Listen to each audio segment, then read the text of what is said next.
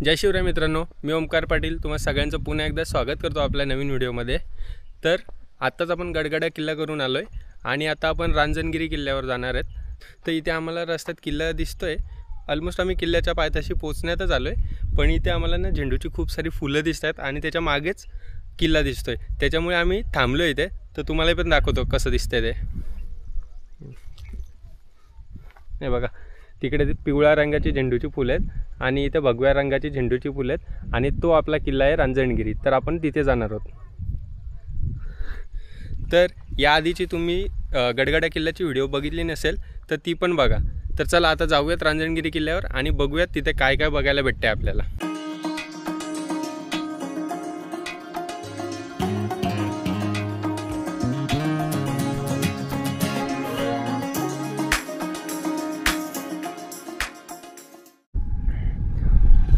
तर मित्रांनो, तो गडगडा किल्ला दिसतोय आपल्याला, आपण तिथेच गेलेलो आणि तिकडून असा पूर्ण रस्ता फिरून येतो त्याला।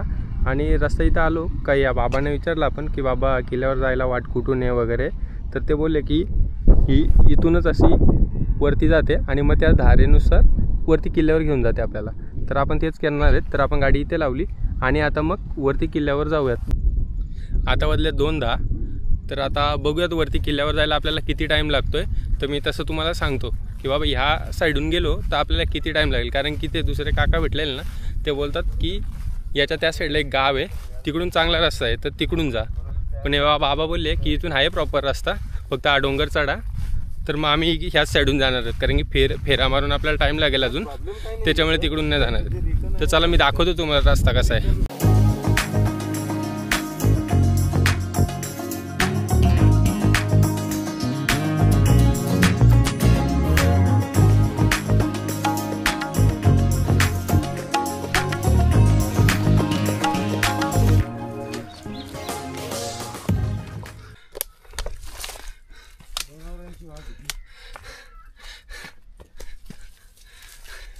मित्रांनो, रस्ता बघा कसा आहे, एकदम वाकून जायला लागते।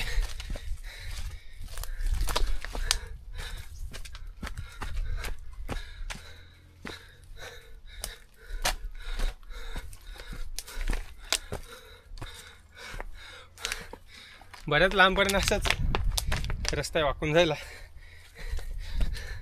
गुरं बिरं येतात, त्यांचे रस्तेच वाटते।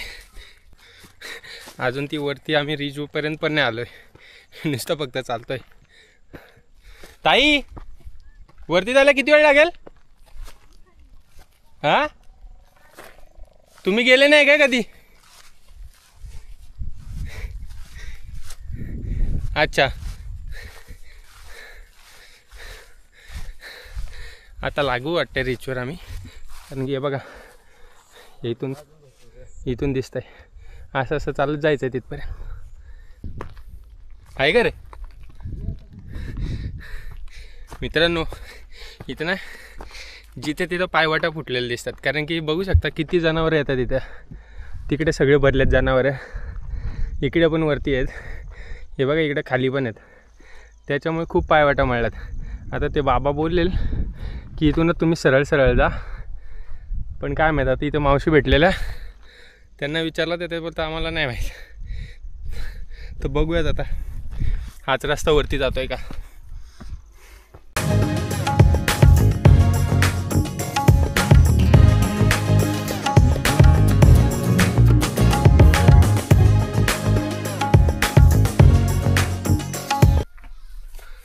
हा थोडासा गळीत जाणारा पॅच कठीण आहे, तर इथून फक्त सावकाश आहे।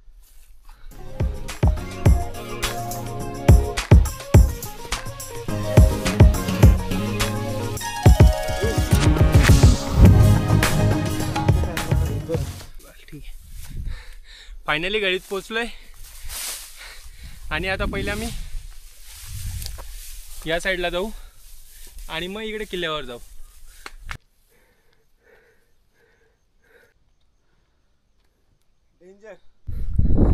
तर मित्रांनो, फायनली आपण गडाचा जो भाग आहे, जो रांजणासारखा दिसतो, त्याच्या माथ्यावर पोहोचलोय आपण आणि कंप्लीट आपल्याला 1 तास लागला इथे यायला। म्हणजे 2:11ला आपण तिथून चालू केलेलं चढायला त्या घराच्या इथून आणि आता इथे आलो तर 3:14 झालेत, म्हणजे कंप्लीट 1 तासात आपण पोचलो आहे. आणि बघू शकता तुम्ही या इथे फक्त एवढीच जागा आहे आणि मेन किल्ला तिकडे आहे. तर आता फक्त इथे खिंडीत उतरून परत असं जायचं आहे. मित्रांनो इथून व्ह्यू बघा कसा दिसतो. हा आता समजा आपला किल्ला झाला जिथे आपल्याला जायचं आहे, आणि हा वालदेवी डॅम आहे, आणि हा गडगडा किल्ला, आणि तिकडे बघा आपल्याला कावणे दिसतोय, आणि हा डांग्या सुळका, आणि इकडे बघाल तर आपल्याला अंजनेरी पर्वत दिसतोय जे की हनुमानाचं जन्मस्थान आहे. तर असा विस्तृत प्रदेश आपल्याला इकडून पाहायला भेटतो. तर मित्रांनो आपल्याला इथे बघा गडाच्या पायऱ्या दिसतात. ही एक पायरी, 2, 3, 4, 5 पायऱ्या आहेत एकूण इथे. इथूनच आपल्याला असं वरती जायचं आहे. प्राचीन काळापासून नाशिक हे मोठे बाजारपेठ म्हणून प्रसिद्ध होते. त्यामुळे डहाणू बंदरात उतरणारा माल जव्हार, कोंढाघाट, आंबोलीघाट मार्गे नाशिकला येत असते. या मार्गाच्या रक्षणासाठी अनेक किल्ले बांधले. त्यातीलच एक किल्ला म्हणजे आपला रांजणगिरी किल्ला होय.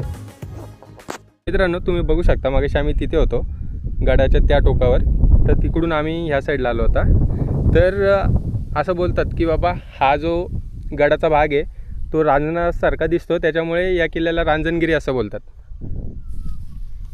तर बघा तुम्ही हा पार्ट किल्ल्याचा कसा दिसतोय.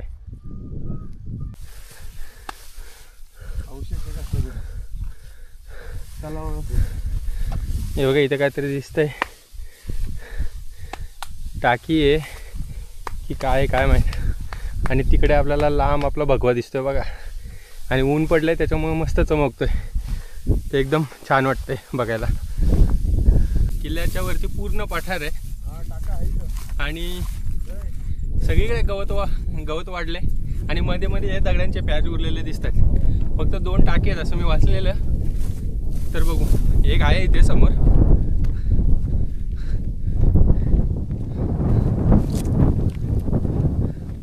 हे बघा हे एक टाकं आहे गड्यावरचं. खूप खोल आहे टाकं. आता काय तळ पण दिसत नाही त्याच्यामुळे काय अंदाज नाही लावतात किती खोल आहे, पण पाणीच एवढं खोल आहे तर दिसून येते.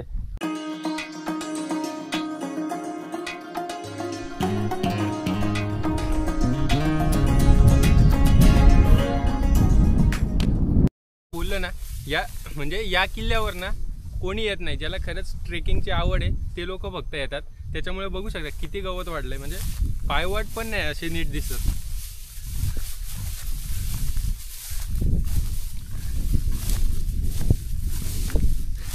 मुळात आम्ही म्हणजे येत होतो ना रस्त्याला, तेव्हा बऱ्याच लोकांना विचारलं की बाबा इथून रस्ता कुठे जायला वगैरे. त्या लोकांना पण माहीत नव्हता. त्याचा अंजनेरी म्हणजे त्यांना रांजणगिरी हा किल्ला पण माहीत नव्हता. त्याच्यामुळे तुम्हाला अशा गर्दीच्या ठिकाणी न जाता अशा शांततेच्या ठिकाणी यायचं असेल तर तुम्ही या किल्ल्यावर नक्की या. आमचा पण प्लॅन चाललेला की हरिहरला जायचं होता, हरिहर आणि भास्करगड करायचा होता. पण अचानक आम्ही रात्री चेंज केला आणि आम्ही गडगडा आणि हा रांजणगिरी किल्ला करायचा ठरवला. कारण की आज शनिवार होता, तर हरिहर तर फुल पॅकच असतो, त्याच्यामुळे तो टाळला आम्ही. पण खरंच हा आमचा डिसिजन एकदम चांगला ठरला, कारण की इथे आम्ही 2 किल्ल्यांवर गेलो आणि दोन्ही किल्ल्यांवर फक्त आम्ही दोघंच होतो. त्याच्यामुळे पाहिजे तसं एन्जॉय करता आलं आणि किल्ला पण पाहिजे तसा बघता आला.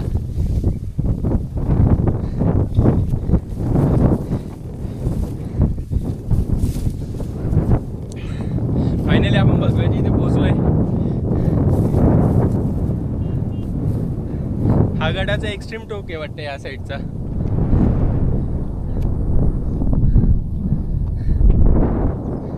खतरनाक व्ह्यू आहे इथून, खतरनाक. म्हणजे बाकी पूर्ण गड देखील आपल्याला इथून दिसतोय आणि खरंच खूप सुंदर आहे. तुम्ही देखील नक्की या. तर मित्रांनो आता या भगव्याखालीच आपण बसलेलो आणि थोडा वेळ विश्रांती करून जाणारच होतो. तर दादाला काहीतरी सुस्त आहे, तर तो आपल्याला सांगेल बघा.